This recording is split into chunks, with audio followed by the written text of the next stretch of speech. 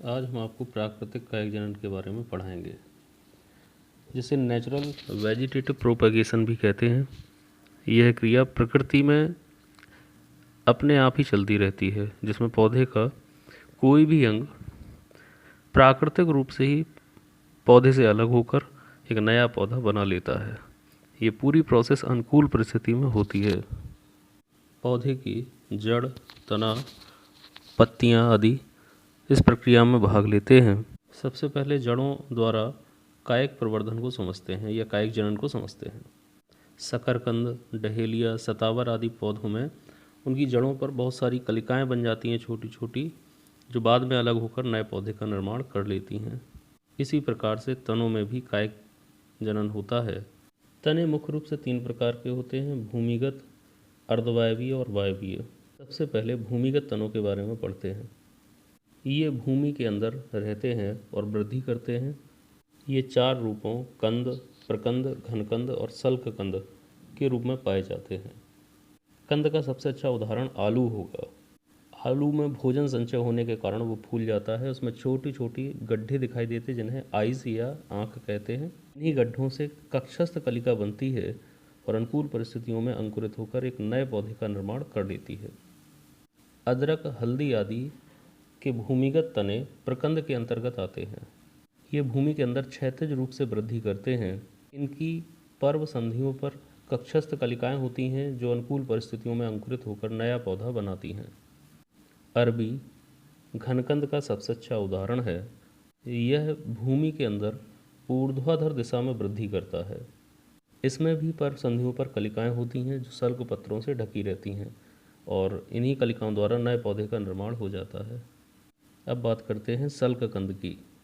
प्याज, लहसुन सल्ककंद के अच्छे उदाहरण हैं। इसमें सल्क पत्रों की कक्षा से कक्षस्थ कलिकाएं निकलती हैं और नए पौधे का निर्माण कर लेती हैं। अर्धवायवीय तने वे तने हैं जो भूमि के समानांतर क्षैतिज वृद्धि करते हैं।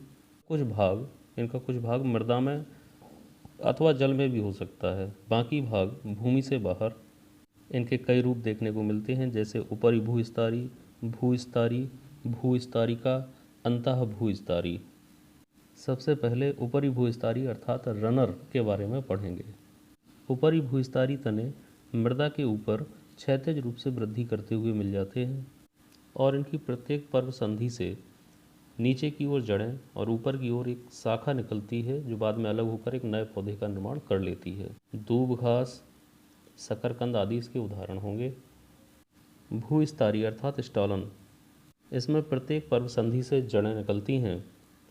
जब भूस्तरी तना छोटे छोटे भागों में टूटता है तो प्रत्येक भाग से नए पौधे का निर्माण हो जाता है, जैसे झुमक लता, केला, अरबी आदि। भूस्तरिका अर्थात ऑफसेट, इस प्रकार के पौधे प्रायः जलोद्भिद होते हैं। इन तनों पर पर्व संधियाँ गुच्छों के रूप में पाई जाती हैं। इनके पर्व बहुत छोटे होते हैं और जब ये टूटते हैं तो 2 पौधों का निर्माण हो जाता है, जैसे जलकुंभी, समुद्र शोक, पिस्टिया आदि। अब पढ़ते हैं अंतः भूस्तरी तने, जिन्हें शकर कहते हैं। ये मृदा के अंदर क्षैतिज रूप में वृद्धि करने वाले तने हैं और इनके भूमिगत तने से कुछ तिरछी शाखाएं वृद्धि करते हुए भूमि के बाहर निकल आती हैं, जिनसे नए पौधों का निर्माण होता है, जैसे पुदीना। अब हम पत्ती द्वारा कायिक प्रजनन के बारे में पढ़ेंगे। अजूबा जैसे पौधों की पत्तियों के किनारों पर अनेक कायिक कलिकाएं बनती हैं। जब ये पत्ती टूट के नीचे गिरती है तो अनुकूल वातावरण में ये सभी कलिकाएं विकसित होकर नए पौधों का निर्माण कर लेती हैं। अजूबा को ब्रायोफिल्लम भी कहते हैं। अभी तक हमने प्राकृतिक कायिक प्रवर्धन के बारे में पढ़ा।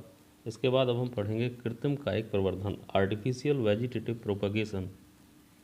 यह प्रक्रिया मानव द्वारा अपनाई जाती है। मनुष्य के द्वारा पौधे के विभिन्न कायिक भाग को पौधे से अलग करके उसे नए रूप में उगाना और उससे नया पौधा तैयार करना, इसे हम कृत्रिम कायिक प्रवर्धन कह सकते हैं। इसकी अनेक विधियां जैसे कलम लगाना, दाब लगाना, गूटी बंधन, रोपण आदि होती हैं। सबसे पहले कलम लगाना अर्थात कटिंग को समझते हैं। इस प्रक्रिया में कक्षस्थ कलिका अर्थात एक्सिलरी बड युक्त शाखा को तिरछा काटते हैं। इस कटी हुई शाखा को कलम कहते हैं। अब इसे IAA, जो कि एक प्रकार का ऑक्सीजन है, इंडोल एसिटिक एसिड है, तो इसमें डुबोकर और इस कटे हुए भाग को अर्थात कलम को हम भूमि में लगा देते हैं। कुछ दिनों में इससे जड़ें निकल आती हैं और एक नया पौधा तैयार हो जाता है। इस विधि का उपयोग गन्ना, अंगूर, गुलाब, गुड़हल आदि पौधों में कर सकते हैं। दूसरी विधि है रोपण या पैबंद लगाना, जिसे इंग्लिश में ग्राफ्टिंग के नाम से जाना जाता है। इस विधि में घटिया किस्म के पौधे के ऊपर, उसके तने पर अच्छी किस्म के पौधे के तने को जोड़ा जाता है।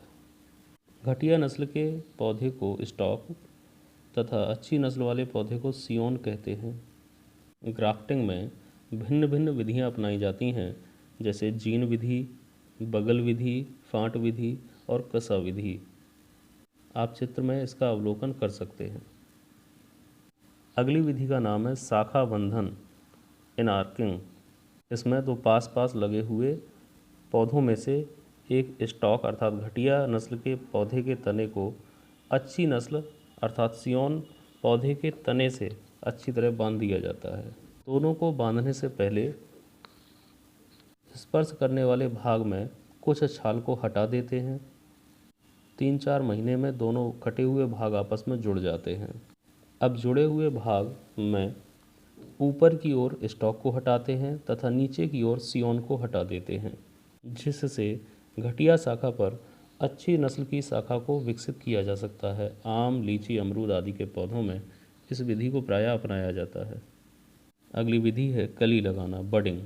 इस विधि में अच्छी जाति के पौधे पर एक टी आकार का कट लगाते हैं। चाकू की सहायता से उसके ऊतकों को निकालकर उसमें एक कलिका, जो कि अच्छी नस्ल की होगी, उसे हम रख देते हैं तथा रस्सी या सुतली की सहायता से उस कलिका को अच्छी तरह से बांध दिया जाता है। जोड़ पर नम कपड़े की पट्टी बांध दी जाती है। कुछ समय पश्चात कलिका एक नई शाखा के रूप में उस स्थान पर विकसित हो जाती है। संतरा, नींबू, शरीफा, अंगूर, गुलाब आदि पौधों में इस विधि का प्रयोग सबसे ज़्यादा होता है। अब है विधि का नाम दाब लगाना या लेयरिंग।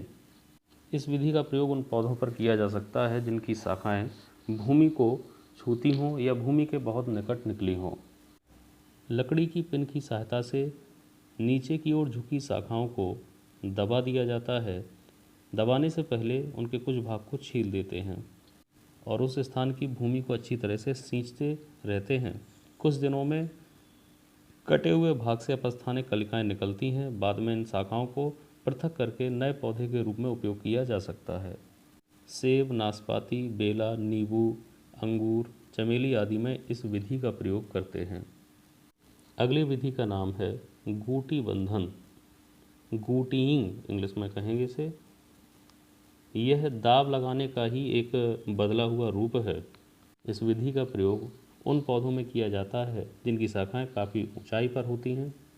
इसमें एक ऊंची शाखा पर घड़े को बांधा जाता है और उस घड़े में नीचे एक छेद कर दिया जाता है।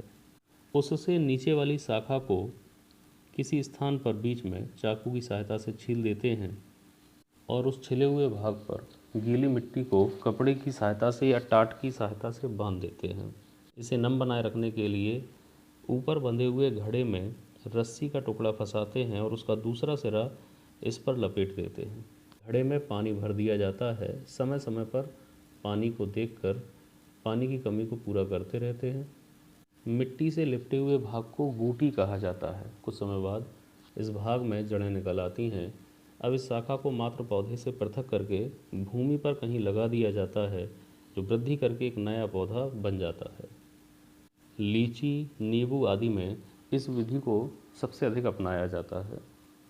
पौधों में कायिक प्रवर्धन विधि को अपनाने से अनेक लाभ मिलते हैं। कुछ पौधों के फलों में बीज या तो बहुत सूक्ष्म होंगे या होते ही नहीं हैं, अतः इनमें लैंगिक जनन के माध्यम से नए पौधे विकसित करना बड़ा कठिन होता है। केला, अंगूर, अनानास, गन्ना आदि में ही देखें तो इसमें बीज कठिनता से और देरी से बनते हैं और जो बनते हैं वो भी उपयोगी नहीं होते हैं। इसलिए इनमें केवल कायिक प्रवर्धन द्वारा ही इनको उगाया जा सकता है। इस जनन में बाह्य साधनों पर निर्भर नहीं रहना पड़ता है। इस विधि द्वारा कम समय में ही नए पौधों को उत्पन्न किया जा सकता है। इस विधि में पौधों को पुष्पन, फलन और बीजों के बनने तक प्रतीक्षा नहीं करनी पड़ती है। कायिक प्रवर्धन